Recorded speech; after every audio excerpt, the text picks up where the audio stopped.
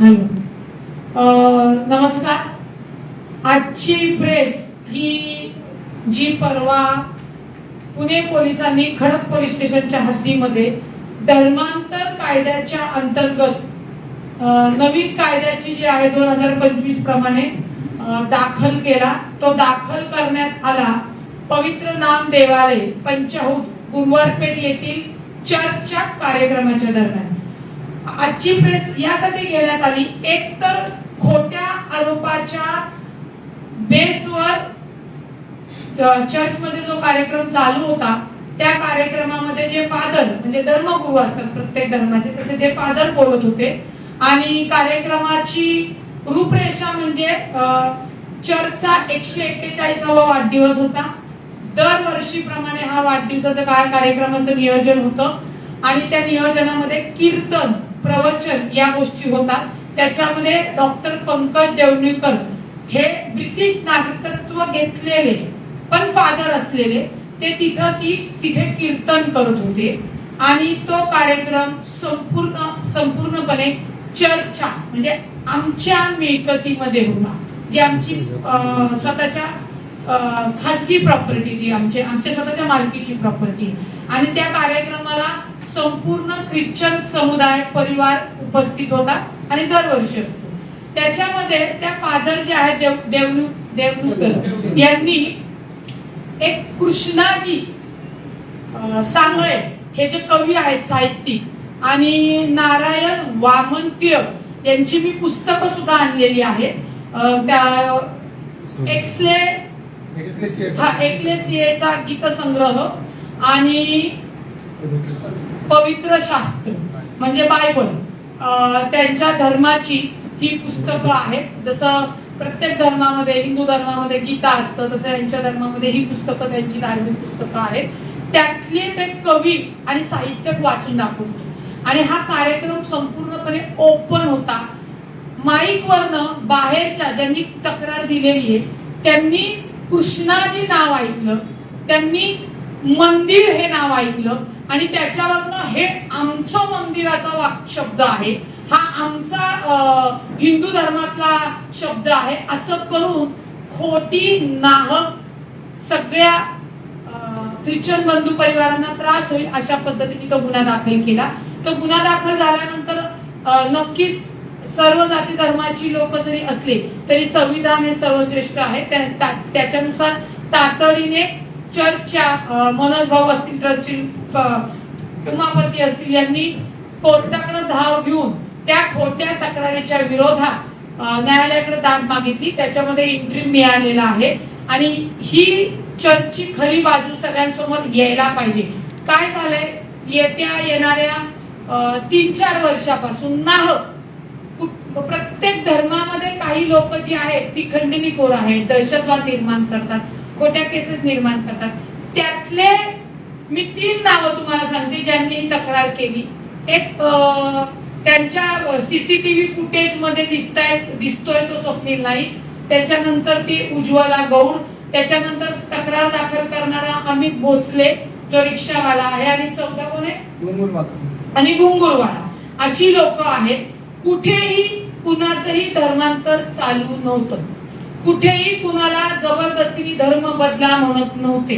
फक्त ज्या पद्धतीने हिंदूंचे सण साजरे होतात, मुस्लिम धर्माचे सण साजरे होतात, त्याप्रमाणे ख्रिश्चन धर्माचे त्यांची जी काही प्रार्थना आणि वर्धापन दिन साजरा होता ओपनली होता. त्याचे सगळे व्हिडिओ हे सोशल मीडियावर आहेत. जर तुम्हाला त्याच्यामध्ये दिसलं की हे जाणीवपूर्वक समजा धर्म बदलण्याचे वाक्य जरी असेल तरीही आम्ही न्यायालयाला सांगितलं की आम्ही तातडीने आमचा अर्ज मागतो. परंतु असा कोणताच विषय नव्हता. काही विघ्न शक्ती पुणे शहरामध्ये जे गुन्हा गोविंदाने सर्व जाती धर्माचे लोक राहतात त्यांच्यावर दहशत निर्माण करणे, कायदा सुव्यवस्था शांतता भंग करणं या गोष्टी चालू आहेत. आम्ही डीसीपींना सुद्धा भेटलेलो की या अशा नाहक लोकांवर जे खोटी बदनामी करतात त्यांच्यावर तुम्ही तातडीने कारवाई करणं गरजेचं आहे. अन्यथा अल्पसंख्याक म्हणून आम्हाला जर तुम्ही संविधानाने आम्हाला दिलेल्या अधिकारानुसार जर रक्षण करणार नसाल तर रस्त्यावर उतरून न्याय मागावा लागेल. तसंच आपलं जे कॉन्स्टिट्यूशन आहे, भारताचं संविधान, आर्टिकल 19 राईट ऑफ फ्रीडम, जो आपल्याला आपल्या धर्माचा जो काही प्रार्थना प्रसार करायचा तो चौकटी, तोच आम्ही केलेला आहे. कारण का आम्ही ज्याची प्रार्थना करतो त्या प्रार्थना करत असताना आम्ही संविधानच आमच्या समोर असतो. म्हणजे ख्रिश्चन धर्मांच्याच नाही, हिंदू असू द्या, कुठे भारताचे जे कोणी नागरिक आहेत ते कुठल्याही जाती धर्माचे असले, कुठल्याही देवाचे भक्त असले, प्रार्थना करत असले तरी संविधानानुसारच आपलं राज्य चालतं, आपला देश चालतो. परंतु काही लोक जाणीवपूर्वक त्यांनी या ख्रिश्चन कम्युनिटीला दहशत देण्यासाठीचा हा खोटा गुन्हा दाखल करण्यात आलेला आहे. आणि हा खोटा गुन्हा जर आज सहन केला त्यांनी, तर उद्या कुणीही येणार आणि तुम्ही कृष्णा नाव का घेतलं, तुम्ही मंदिर, हे मंदिर काय आपली मक्तेदारी नाहीये, ही मराठी साहित्यिक भाषा आहे, त्याच्यामध्ये ते कुणीही घेऊ शकतं. आणि पुणेकर म्हणल्यानंतर त्याच्यात सर्व जाती धर्माचे लोक येतात. त्याच्यामुळे डीसीपीकडे सुद्धा आम्ही तक्रार केलेली आहे, सीपीकडे सुद्धा करणार आहोत. आमचे कार्यक्रम जाणीवपूर्वक हेतू पुरस्कर पुणे शहरामध्ये दंगली घडाव्या म्हणून सातत्याने या गोष्टी केल्या जातात. याचं पहिलं उदाहरण शनिवारवाड्यावर तुम्ही झालेलं बघितलेलं आहे. हे आता दुसरं उदाहरण आहे. कारण का हिंदू धर्मामध्ये सुद्धा अनुसूचित जाती आहेत, मागासवर्गीय आहेत. हे सगळं असताना कोणीही कुठल्याही धर्माचा अपमान करायचा नसतो किंवा फोर्सफुली त्यांना त्या गोष्टी करायला लावायच्या नसतात. त्या कायद्याने बेकायदेशीर आहेत. परंतु आमच्या म्हणजे ख्रिश्चन बंधूंच्या या सगळ्या परिवाराकडनं कोणत्याही कायद्याचं भंग करण्यात आला नाही. उलट ही लोक सगळी शॉक मध्ये आहेत की आमचं 141 वर्धापन आतापर्यंत कधी ही वेळ आली नाही. आजच असे प्रकार का घडतायत आणि त्याच्यासाठी या अल्पसंख्याक ख्रिश्चन परिवाराला सरकारने संरक्षण देणं गरजेचं आहे. आणि जे धर्माच्या नावाखाली धमकावत आहेत, खंडणी गोळा करण्याचं काम करतात, त्यांचा एकच मोटिव्ह आहे की चर्चला फंड कुठून येतो. चर्चला समजा विदेशातनं जरी फंड येत असला तरी केंद्रात सरकार आपलं आहे, त्यातले जो काही फंड येतात त्यातले जी काही सरकारी फी आहे ती कट करूनच आपल्याला मिळते. असा काही डायरेक्ट पाण्याखालून जहाजाखालून पैसे मिळत नाही. परंतु काही विघ्न लोक आहेत, सगळी मी म्हणणार नाही, तर याची दखल फक्त माननीय मुख्यमंत्री साहेब, उपमुख्यमंत्री सुनेत्रा वहिनी असतील, शिंदे साहेब असतील यांनी पण घ्यावी. कारण का हे प्रकार जर रोखण्यात आले नाही तर इतर जाती धर्माच्या लोकांना रस्त्यावर उतरून डॉक्टर बाबासाहेब आंबेडकरांच्या संविधानानुसार न्याय मागावा लागेल. हे मायबाप सरकार आहे, त्यांनी प्रत्येक या अशा अल्पसंख्याक लोकांना संरक्षण देणं ही आता गरज निर्माण झालेली आहे. हा सगळा खुलासा करण्यासाठी ही प्रेस घेण्यात आलेली आहे. मी ट्रस्टचे मनोज भाऊ यांना सांगेल की 2 शब्द कायद्या 2025 आहे. एक लक्षात घ्या, तो जो कायदा की बळजबरीने धर्मांतर किंवा प्रार्थना करायला लावणे. आता मी तुम्हाला म्हणलं की इथं उभं राहा आणि ही प्रार्थना कराच, तू केलीच पाहिजे, तर त्या कायद्याची खरे हे गुन्हा दाखल व्हायला पाहिजे होता. परंतु हा जो कायदा दाखल केलाय हा कुणावर केलाय? आपल्या केसमध्ये विदेशी नागरिकावर, की ज्याच्यासाठी त्याचा तपास होणं गरजेचं होतं, त्याला एम्बेसीला त्यांनी पाठवणं गरजेचं होतं. आणि तिकडून आल्यानंतर जर त्यांना त्याच्यात तथ्य वाटत असेल तपासमध्ये तरच गुन्हा दाखल व्हायला पाहिजे होता. नवीन जरी कायदा असेल तर कायद्याचा गैरवापर करण्याचं काम ज्यांनी आरोप केले त्यांच्याकडनं झालेलं आहे. तुम्हाला काय सांग. नमस्कार सर्वांना आणि प्रभू श्री ख्रिस्ताच्या नावाला धन्यवाद मी देतो. आणि मी पहिला प्रश्न असा करतो की धर्मांतर म्हणजे काय?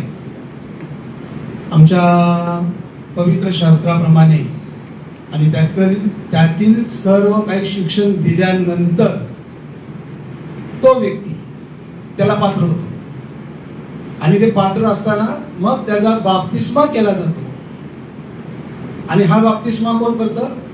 तर आमचे देवालयाचे प्रिस्ट म्हणजे बाळासाहेब आता काल तिथं जे कीर्तन करत होते ते बिशप आहेत, जे पास्टरच्या वरची पोस्ट आहे ती, आणि ते बिशप कधीही बाप्तिस्माही करत नाही आणि शिक्षणही देत नाही. म्हणजे ही पहिली चूक पोलिसांची झाली की त्यांनी ही सगळी पहिली माहिती घ्यायची होती. नंबर 2, अहो मला सांगा, कीर्तन चाललंय त्याच्यामध्ये ते काय म्हणतात, मृदुंग आमचा, तबला पेटी आमची, कृष्ण शब्द आमचा. कृष्ण शब्द आमचा. आता आमच्या चर्चमध्ये अनेक सगळे यांना तुम्हाला सांगतो, या देशातल्या अनेक अशा नावांनी आहे ना इथं आमच्या चर्चमध्ये आहेत. मग कितीतरी नाव आहेत, कोणाचं नाव मारुती आहे, कोणाचं नाव पवार आहे, शिवाजी आहे, असे कितीतरी आहे. मग मला सांगा की आहे ना हे सगळं चुकीचं आहे. मग या वेळेला ज्या पद्धतीने हे लोक आमच्याकडे आले, बरं सांगते कोण, एक चहावाला आणि एक रिक्षावाला, एवढं. बरं आता मला एक महत्वाचं बोलायचं, 7 वर्षापूर्वी आमच्या चर्चच्या दारामध्ये ज्या वेळेला हिंदुत्ववादी संघटना प्रकरण, कुठलं एक लव्ह मॅरेज प्रकरण होतं, ते कुठं घोरपडीमध्ये तिकडचं झालेलं, मग त्यांना ते काय कुठलं नाही वगैरे वगैरे काय त्यांच्यात वाद झाले. आणि नंतर त्या लोकांनी काय केलं, ह्या हिंदुत्ववादी लोकांनी बॅनर घेतले, प्रत्येक चर्चला टार्गेट करायचं केलं पुणे शहरात. त्यापैकी आमच्या चर्चकडे आले, उभे राहिले, बॅनर घेतले, उभे राहिले, आणि त्यांना प्रतिसाद काही दिला नाही. आम्ही काय केलं, सरळ आम्ही खडक पोलीस स्टेशन टाकलं. त्यावेळचे चव्हाण साहेब होते, चव्हाण साहेब आले, चव्हाण साहेबांनी बरंचसं काय टाळलं. पण आमचं म्हणणं असं होतं, तुम्ही त्यांना परवानगी दिली होती का? बॅनर पण उभे करायचे दाखवायचे म्हणल्यानंतर त्याला परवानगी, या कायद्यामध्ये हा मोठा भाग आहे, तर ती दाखवलं नाही. त्यांच्यावरती काय परमिशन दिली गेली आणि आम्ही मागणी केली, तुम्ही जर त्यांना परवानगी दिली नाही तर त्यांना तुम्ही अटक करा. परंतु ती अटक झाली नाही कोणाला. पण परवा दिवशी आमच्या त्या धर्मगुरूंना ताबडतोब अटक करायचं काम पोलिसांचं चाललेलं होतं. हे मी ताईला विनंती करतो, ताई बोलतो. एक लक्षात घ्या, कार्यक्रम हा प्रवचनाचा आणि वर्धापन दिनाचा होता. त्याला स्वरूप काय दिलं, धर्मांतराचं. आणि सगळ्यात महत्वाचं की धर्मांतराची तक्रार पोलिसांनी कोणता असा पुरावा किंवा कुठली माहिती घेतली की कुठला माणूस येऊन त्यांना म्हणला की हो माझ्याकडनं धर्मांतर केले, किंवा माईक वर त्यांना असं काय म्हणायला लागलं की मन मी हा धर्म स्वीकारतोय म्हणून. असा कोणताही प्रकार किंवा कुठलीही परिस्थिती तपासण्यात आली नाही.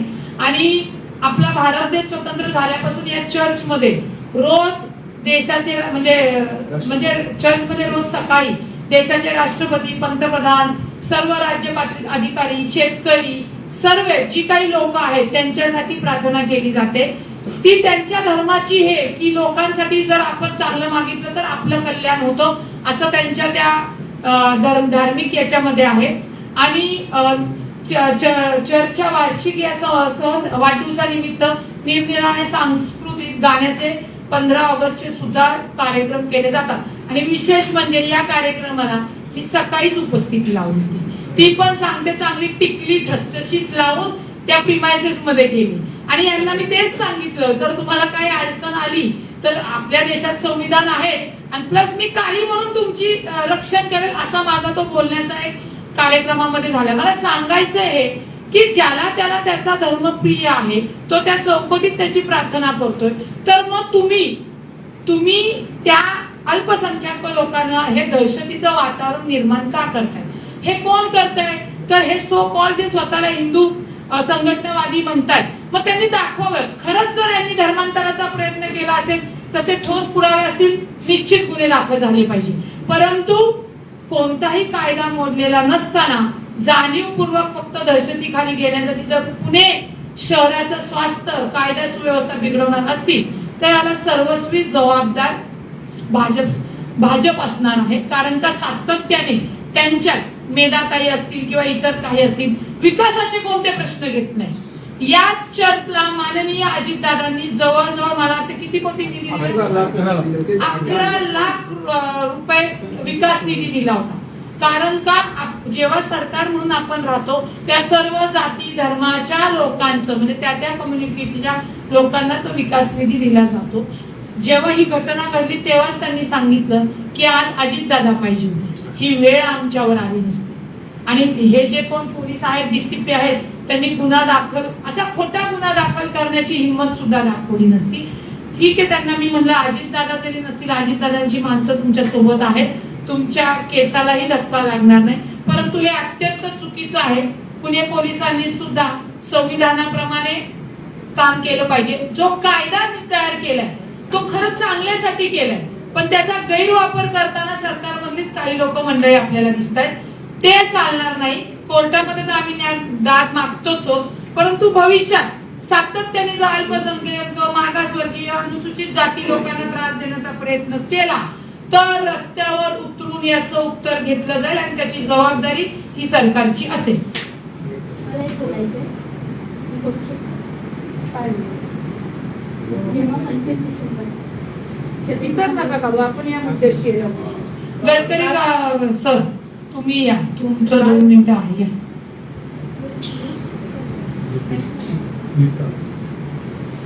याच मुद्द्याशी आपल्याला वाटतं.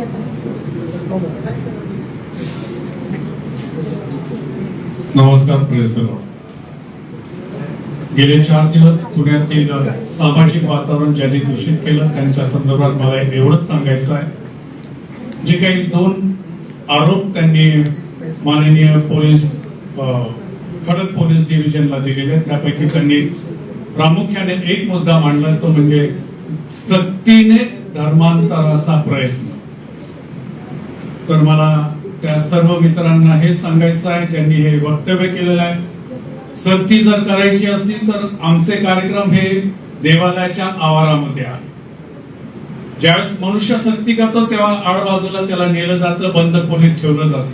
इथे तर आम्ही उघडपणे केलेलं आहे.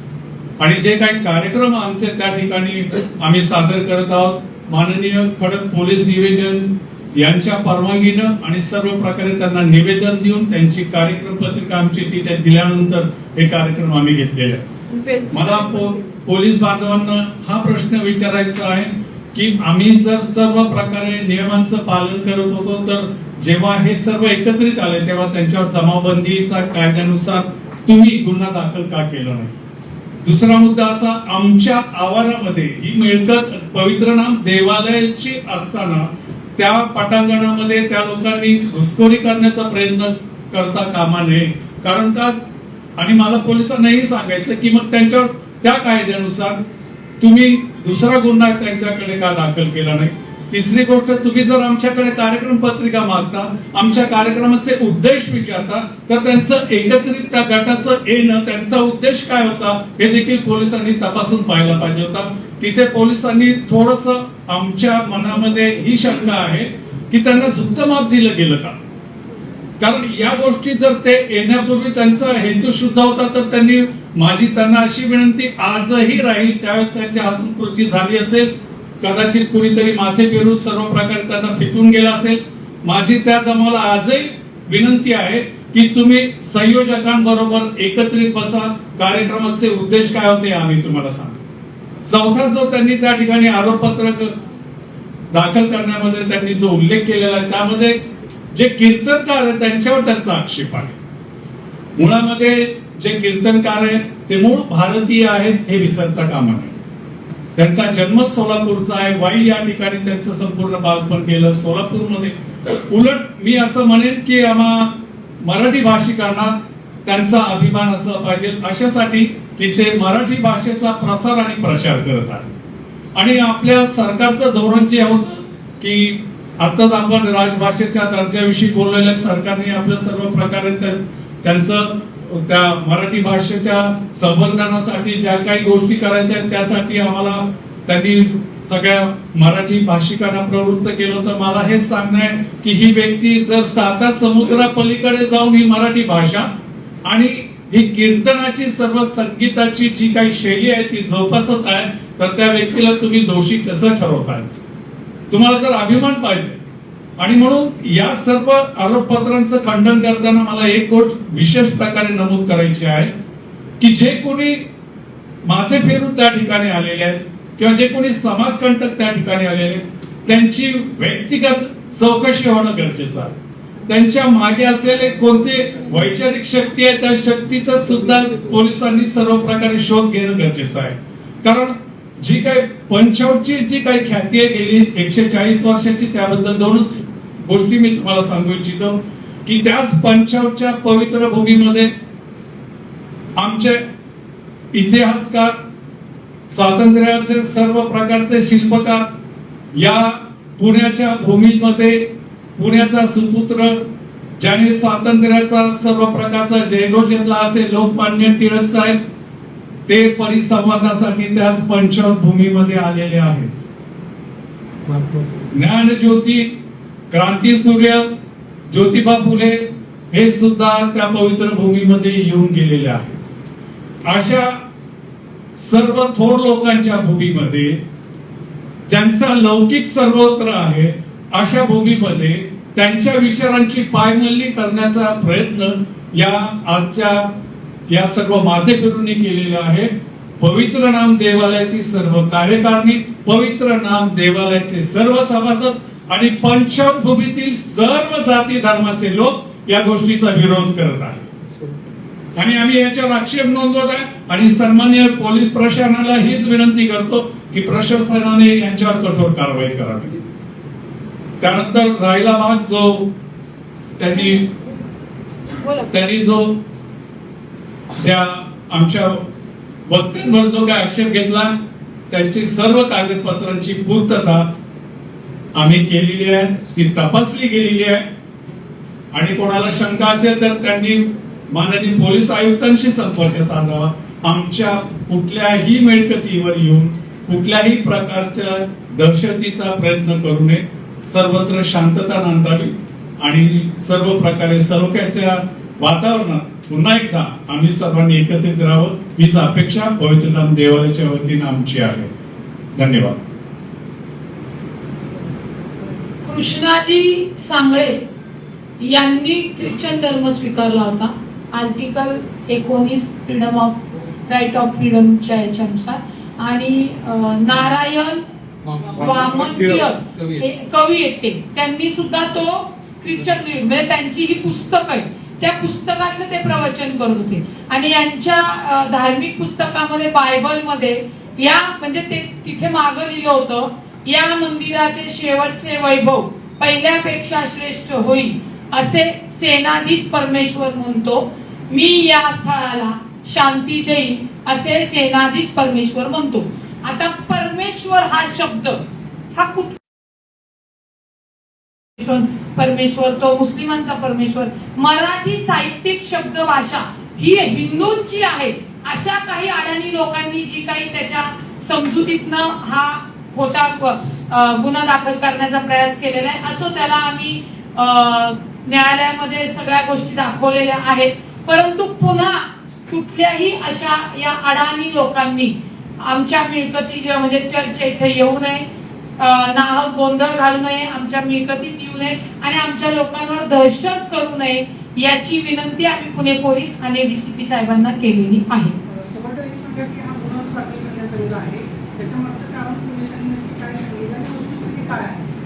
याचा जो गुन्हा दाखल करण्यात आलेल्याचं कारण पोलिसांनी काहीच सांगितलेलं नाहीये. जसं हे मी मगाशी नावं सांगितली तुम्हाला, तो घुंगुरवाला, तो अमित भोसले रिक्षावाला, त्यातला एक चहावाला आहे, स्वप्नील भोसले स्वप्नील नाईक आणि उज्ज्वला गौड या लोकांनी पोलिसांना खोटी बातमी दिली की इथे धर्मांतर चालू आहे. त्यानुसार पोलीस तिथं आले. पोलिसांनी फादर यांना सोबत घेतलं, खडक पोलीस स्टेशन मध्ये ठेवलं. त्यांचे कागदपत्र जी काही प्राथमिक चाचणी करायची होती ती केली आणि त्यांना रात्री सोडलं. त्याच्यानंतर हा गुन्हा दाखल करण्यात आला. आता गुन्हा दाखल करता असताना जर ते विदेशी नागरिक आहेत तर याला फार नॉर्म्स आहेत, नियम आहेत, ते कुठेही पुणे पोलिसांनी पाळलेले नाही. एम्बेसीला कळवावं लागतं कारण ते विदेशी नागरिक आहेत. जरी त्यांचा जन्म सोलापूरमध्ये ते वाईमधले भूमीतले असले तरी एक 15 वर्षापूर्वी त्यांनी विदेशी नागरिकत्व तिथलं स्वीकारलेलं आहे. त्याच्यामुळे हे फक्त जाणून बुजून इतर धर्माच्या लोकांना दहशतीखाली घेण्यासाठी आणि तिथं जो काही समुदाय आला होता त्यांच्या भीती निर्माण करण्यासाठी हा गुन्हा दाखल करण्यात आलेला आहे. काय विचारलं? त्यांचा अजेंडाच आहे की हिंदू सोडून इतर जे धर्माची लोक आहेत असं दिसतंय. म्हणजे शनिवारवाड्यावर जे काय दर्गा होता हा 500 वर्षापूर्वीचा, तरी मुस्लिम लोकांना टार्गेट करण्यात आलं. आता ख्रिश्चन हे जे चर्च आहे हे 141, तुमचा आमचा जन्म पण नाही, 141 तरी त्यांना टार्गेट करण्यात येते. ही कुठेतरी खंडणी घेण्यासाठी, भीती दहशत निर्माण करण्यासाठी, धर्मात जाती तेढ निर्माण करण्यासाठी या गोष्टी करण्यात आलेल्या आहेत असं आमचं स्पष्ट मत आहे.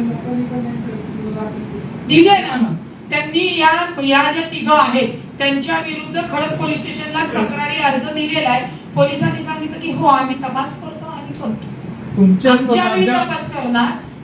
तुमच्या माध्यमातून आम्ही आता न्याय मागायला आलोय. तुम्ही या सर्व गोष्टींची उकलन करावी. दिलंय त्यांचा म्हणण्याचा उद्देश आहे की आम्ही पोलिसांकडे पण निवेदन दिले, सागरजी आणि तुम्ही याची वाचा फोडा आणि जर त्यांच्यावर कारवाई केली नाही तर संपूर्ण अल्पसंख्याक समाज हा तुम्हाला रस्त्यावर उतरलेला दिसेल. आजही तुम्ही बघता की सगळ्या घरांना महिला त्याच भीतीपोटी आल्या की उद्या परत हे आपल्या इथं आले आणि खोट्या गुन्ह्यात जर आपल्या धर्मगुरूंना अडकवत असेल तर आपण काय होत, आपल्यालाही खोट्या गुन्ह्यात गुन्हा दाखल करू शकतात. त्यासाठीच हा सर्व संपूर्ण महिला भगिनी सुद्धा उपस्थित झाले. अजून काय कोणाला विचारायचं? स्नेहा पाडळे ज्या मंदिरामध्ये हा प्रकार घडलेला आहे त्या मंदिराची मी लहानपणापासूनची सभासद होते. माझं शिक्षण सेंट मायकल या ठिकाणी झालं आणि माझं जोडीकरण त्या पवित्र मंदिरात झालं. ख्रिश्चन समाजाची निवडून आलेली या पंथातली नगरसेविका म्हणून मी डॉक्टर स्नेहल पाडळे या ठिकाणी तुम्हाला विनंती करते की जेव्हा तुमची वारकरी असतात तेव्हा आम्ही त्यांची सेवा करतो. जेव्हा तुमचे कुठलेही कार्यक्रम असतात तेव्हा आम्ही त्या ठिकाणी पुढाकार घेऊन सर्व धर्म समभाव या हेतूने आम्ही सेवा देण्याचं काम करतो. मिशनऱ्यांनी सुद्धा शिक्षण आणि आरोग्य ह्या विषयीचेच पाया भारतामध्ये लावलेले आहेत. मग असं असताना आम्ही आमच्या धर्माची प्रार्थना करू शकत नाही का? आमचं जे प्रभुवचन आहे ते आम्ही घेऊ शकत नाही का? आतापर्यंत एकही एव्हिडन्स असा नाही की कुठेतरी बळजबरीने धर्मांतर केलंय किंवा बळजबरीने एखाद्या हिंदूला मुसलमानांना आम्ही आणले आणि तुम्ही ख्रिश्चन धर्माची दीक्षा घ्या असं एकही एव्हिडन्स किंवा एकही या ठिकाणी कुठेही संपूर्ण पुणे शहरात तुम्हाला सापडणार नाही. असं असताना आम्ही आमच्या चर्चचे वाढदिवस साजरे करायचे नाही का? आम्ही आमचे धार्मिक प्रवचन साजरे करायचे नाहीत का? आमचं जर काही भक्ती संगीत असेल किंवा बाकीचे काय कार्यक्रम असेल हे करायला आम्हाला मज्जा आहे का? आमची तरुण पिढी या ठिकाणी विकास आहे, या ठिकाणी बाकीची सगळ्या माझ्या भगिनी आहेत, हे तळमळीने काम करतात. एल्डर कमिटीमध्ये मनोज अमलेकर काम करतात.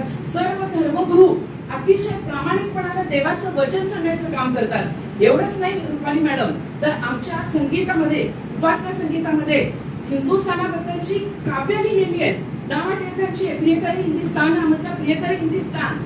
कुठल्याही धर्मामध्ये देशाबद्दल प्रार्थना केली जात नाही, पण आमच्याकडे मध्यस्थीची जी प्रार्थना असते त्याच्यामध्ये आम्ही देशातील पुढाऱ्यांसाठी करतो, पंतप्रधानांसाठी, राष्ट्रपतीसाठी, महापौरांसाठी, नगरसेवकांसाठी, सगळ्यांसाठी, पोलीस कमिशनर असो सगळ्यांसाठी आमचा ख्रिस्ती धर्म प्रार्थना करत असतो. आणि मग अशा वेळेस आमच्यावरती असे प्रसंग काय यावेत? कारण काय याचं? काय आहे ताई, लक्षात घ्या, हा पहिल्यांदा प्रसंग आला म्हणून तर आपण सगळे त्याच्या विरोधात एवढं रस्त्यावर उतरलो. उलट तुम्ही जे म्हणताय त्याच गोष्टी डीसीपी साहेबांना आम्ही त्यावेळी सांगितल्या होत्या. काही विघ्न संतुष्टी लोक आहेत की त्यांनी हा प्रकार केलाय, पण त्यालाच आपण विरोध करण्यासाठी आज इथं माध्यमांच्या ह्यातून संवाद साधतोय. तुम्ही अजिबात घाबरण्याचं कारण नाही. तुम्ही तुमचा चर्चचा वाढदिवस साजरा केलाच गेला पाहिजे, तुम्ही तुमची प्रार्थना केलीच गेली पाहिजे, तुम्हाला कोणीही अडवू शकत नाही. म्हणूनच आपले कार्यक्रम मला वाटतं रोजच्या रोज सगळे चालू आहेत. हे आम्ही त्यांना पोलिसांनाही तिथं निवेदनामध्ये दिलेलं आहे. पोलिसांनी गुन्हा दाखल केला नाही. पोलिसांना काल परवा दिलेले निवेदन रात्री, त्याच्यामुळे या 2 दिवसात करतील ना ते, आणि त्यांना करावं लागेल. ज्या व्यक्तीने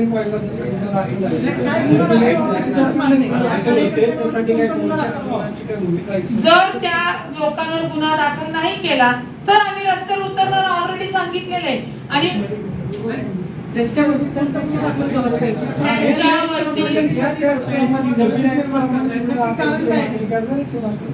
त्यांच्यावरती खोट्या नावात दहशत निर्माण करणे, धर्मात तेढ निर्माण करणे, आमच्या मिळकतीमध्ये शिरकाव करण्याचा प्रयत्न करणे या अंतर्गत गुन्हा दाखल करायला सांगितलेला आहे.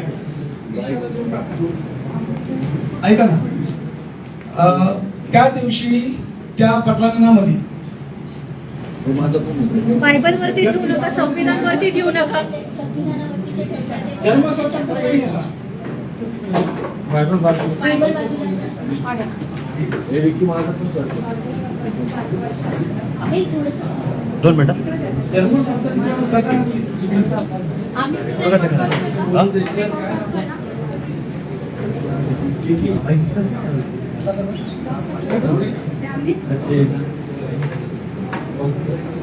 जवळ जा.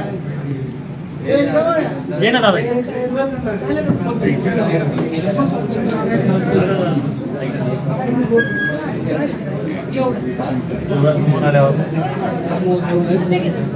हे महाते एक मिनिट क्लिक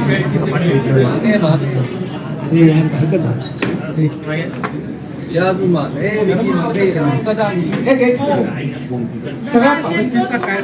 सगळ्यात पहिली गोष्ट, या दिवशी आमच्या पवित्र मंदिरात एकही विधर्मी माणूस नव्हता किंवा स्त्री नव्हती. म्हणजे त्यांचा जो आरोप होता, ऐका ना, हेच तर बोलतो ना आम्ही हेच बोलतो, पवित्र मंदिर आहे, कोणी येऊ शकतं, कोणी येऊ शकतं. आता तुम्हाला सांगतो, आमच्याकडं ते बिशप आहे आणि ते बिशप असताना ते बाप्तिस्मा झाल्याशिवाय धर्मांतर होऊ शकत नाही. हा सगळ्यात पहिला भाग.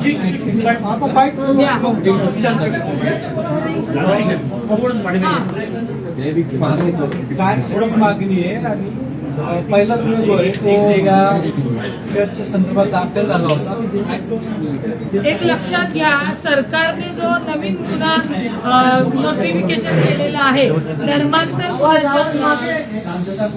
धर्मांतरांच्या अंतर्गत जो नवीन गुन्ह्याची कायदा केलेला आहे, त्याचा गैरवापर काही लोकांनी खोटा अपप्रचार करून पुण्यामध्ये खडक हद्दीमध्ये पंचहौद येथील जवळजवळ 141 वर्ष असलेल्या चर्चवर नाहक धर्मांतराचा खोट्या आरोपाखाली गुन्हा दाखल केलाय. सगळ्यात महत्वाचं की हा कार्यक्रम दरवर्षी होतो. 41वा वर्धापन दिन होता. ख्रिश्चन समाजाच्या स्वतःच्या मालकी हक्काच्या मिळकतीमध्ये होता, ओपन होता, स्पीकर होते, त्याची लिंक सुद्धा तुम्हाला फेसबुकवर दिसेल. तरी सुद्धा तुम्ही कृष्णा नाव घेतलं, तुम्ही टिळक नाव घेतलं आणि तुम्ही धर्मांतर करताय जबरदस्तीचं. अशा अंतर्गत याच्या कलमाखाली नवीन कायद्यानुसार खोटा गुन्हा दाखल करण्यात आला. कृष्णाजी सांगळे कोण आहेत? तर कृष्णाजी सांगळे हे कवी आणि त्यांनी ख्रिश्चन धर्म स्वीकारलेला आहे. त्यांच्याच कवी पुस्तकातलं जे वाक्य आहे ते डॉक्टर पंकज देवणूकर सांगत होते. त्याच्यानंतर नारायण वामन टिळक आहे, त्यांच्यामध्ये देशाची, कीर्तनाची, मराठी शब्दभाषा, मराठी साहित्यिक भाषा, हे दोघंही मराठी साहित्यिक भाषेचा प्रचार करतात आणि त्यांचे काव्य आहेत. ती काव्य जशीच्या तशी देवणूरकर यांनी वाचून दाखवली. आणि मुळामध्ये ज्यांनी आरोप केला, तुम्हाला आठवतंय की शनिवार वाड्यावर सुद्धा अशाच पद्धतीने दर्ग्याच्या बाबतीत आक्षेप उठवला गेला होता की दर्गा आत्ताच आहे, तो दर्गा होता 500 वर्षापूर्वीचा. त्याच पद्धतीतले त्यातीलच ही लोक आहेत, ही विघ्न संतुष्टी, धर्माधर्मात भेद करणारी आणि भेद करणारी, यांच्यामुळे पुणे शहराची कायदा सुव्यवस्था बिघडणारी आहे.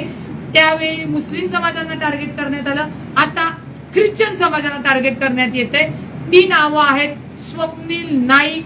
त्या व्हिडिओमध्ये म्हणजे चर्चच्या बाहेर स्वप्नील नाईक होता, त्याच्यानंतर उज्ज्वला गाडे होती, उज्ज्वला गौड होती, त्याच्यानंतर मला वाटतं अमित भोसले म्हणून आहे आणि गुंगूरवाला आहे, की एक चहावाला आणि एक रिक्षावाला आहे. ही अडाणी लोक ज्यांना संविधान माहिती नाहीये, ज्यांना कायदे माहिती नाहीयेत, फक्त दहशत देण्यासाठी, खंडणी उकळण्यासाठी या खोट्या अशा माहिती पोलिसांना दिल्या. पोलिसांनी त्याच्यात तपास करणं गरजेचं होतं. पोलिसांनी जो गुन्हा दाखल केलाय तो विदेशी नागरिकावर केलेला. तो करत असताना भरपूर डॉक्युमेंटेशन असतात. त्याच्यानंतर तिथल्या यांच्याशी सुद्धा बोलणं, एम्बेसीशी बोलणं गरजेचं असतं, त्यांना सांगणं गरजेचं असतं. पोलिसांना आम्ही व्हिडिओ दिला, पूर्ण जो काही लिंक होती तो दिलाय. त्याच्यामध्ये कुठेही कुणावरही कोणतीही बळजबरी करण्यात आलेली नाही हे स्पष्ट दिसते. मग हा त्रास आम्हाला का, एवढंच त्यांचं म्हणणं आहे. आणि या कार्यक्रमाला सगळ्या जाती धर्माचे ज्यांनी समजा जो काही त्यांच्या राईट्सनुसार धर्म स्वीकारलाय ती लोक, इतर लोक, हिंदू लोक, मुस्लिम लोक सुद्धा कार्यक्रमाला होती. आणि त्या कार्यक्रमामध्ये त्यांची जी प्रार्थना आहे, जी प्रार्थना करायची, आपल्या हिंदू धर्मामध्ये आपण आरती करतो, माथा टेकतो, हात जोडतो, त्यांच्या ह्याच्यामध्ये ती प्रार्थना केली जाते. त्यांच्या बायबलच्या ह्याच्यानुसार सगळ्यांसाठी सुख द्यावं, आपण सर्वश्रेष्ठ आहोत, आपण चांगले आहोत, आपण वाईट वागणार नाही, अशा थोडं त्या मी जे काही पाहिलं त्याच्या ह्याच्यातनं त्यांची ती प्रार्थना असते. त्या प्रार्थनेला जाणीवपूर्वक एवढी लोक आलेली आहेत हे पाहून यांनी हे खोटं कारस्थान केलेलं आहे. मला वाटतं यांना कुठेतरी पुण्यामध्ये दंगल घडवायच्या आहेत, पुण्यातली शांतता भंग करायची आहे. अशा लोकांवर तातडीने कायदेशीर कारवाई होणं गरजेचं आहे. त्यांच्यावर खोटा गुन्हा दाखल केला असं तुमचं म्हणणं आहे, तर त्याच्यासाठी आपण कायदेशीर लढाई देतो. मग आता त्याच्यात जसा गुन्हा दाखल केला तातडीने आम्ही न्यायालयाकडे धाव घेतली. न्यायालयाकडनं आता आम्हाला इंट्रीम म्हणजे त्या देवणूककर यांना इंट्रीम मिळालेला आहे. ते सगळे पेपर्स आम्ही त्यांना दिलेले आहेत.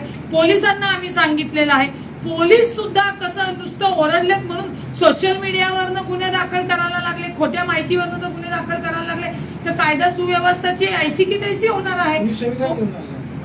मी का संविधान घेऊन आले, कारण का आपला देश आणि राज्य संविधानानुसार चालतो. पोलिसांना सुद्धा संविधानानुसारच चालावं लागेल. आणि मी जे तुम्हाला उदाहरण दिलं, ती जी काही उदाहरणं आहेत ती या पुस्तकातली आहेत. म्हणजे मनातलं काहीतरी किंवा खोटं काहीतरी कोणाला कन्वर्ट करायचंय, असा कोणताच प्रकार नाहीये. जो काही होता, ज्यांना संविधानाने आर्टिकल 19 नुसार जो फ्रीडम आहे, धर्माची प्रार्थना करणे, प्रसार करणे, त्याच्यानुसारच चर्चचं काम आहे. कुठलंही बेकायदेशीर काम चर्चच्या माध्यमातून होत नाही. उलट सांगते तुम्हाला, या चर्चला माननीय अजितदादांनी जवळजवळ 11 लाखाचा निधी, विकास निधी दिला होता अल्पसंख्याक म्हणून. आणि त्यांच्या वाढदिवसाच्या दिवशी सुद्धा तिथल्या मुलांना शिक्षणासाठी लाइटिंग आणि कम्प्युटरचे जे काही स्विच वायरिंग करायचं होतं तेही माननीय अजितदादांच्या वाढदिवसानिमित्त तिथे देण्यात आलं होतं. हे सांगण्याचा हेतू कुठल्याही जाती धर्माचे असू दे, ते आपले नागरिक आहेत. आणि त्या कोणत्याही जाती धर्माच्या लोकांना जे निवडून आलेत, जे सरकार आहे, त्यांचं काम आहे की त्यांना संविधानानुसार त्यांचं रक्षण करणं आणि त्यांना सुरक्षित वाटेल असं वातावरण दे. ताई, ज्या गतीने गुन्हा दाखल झाला होता, आता तुम्ही परत क्रॉस कंप्लेंट केलेली आहे, गुन्हा दाखल झालाय का त्या दिवशी? ज्या गतीने त्यांनी गुन्हा दाखल केला त्याच गतीने आम्ही संविधानाकडे, कोर्टाकडे गेलो. त्याच दिवशी आम्ही त्या तिघांच्या विरोधात चर्चनी तक्रारी अर्ज दिलेला आहे. त्याच दिवशी तिथं रस्त्यावर सगळे म्हणजे मला वाटतं RPI असेल, अल्पसंख्याक सगळी लोक आली होती. त्यांनी खडकच्या PIला सांगितलं तुम्ही तातडीने गुन्हा दाखल करा. तेव्हा ते म्हणजे तुम्ही निवेदन द्या, मी गुन्हा दाखल करतो. त्याला एकच दिवस झालेला आहे. तो गुन्हा आज आणि उद्यामध्ये 100% त्यांना दाखल करावा लागेल. जर त्यांनी त्यांच्यावर गुन्हा दाखल केला नाही या खंडणीखोर आणि खोटं हिंदुत्वादीच्या नावाखाली जर धर्मात तेढ करणाऱ्या लोकांविषयी, तर संपूर्ण अल्पसंख्याक तुम्हाला पुण्याच्या रस्त्यावर उतरलेला दिसेल. कारण का इथे फक्त संविधानच चालणार, आपलं पुणे कायद्यानुसारच चालणार. संविधानाच्या विरुद्ध जरी पोलिसांनी काही केलं तर आम्हाला त्यांच्या विरुद्ध सुद्धा तक्रारी दाखल करावी लागते.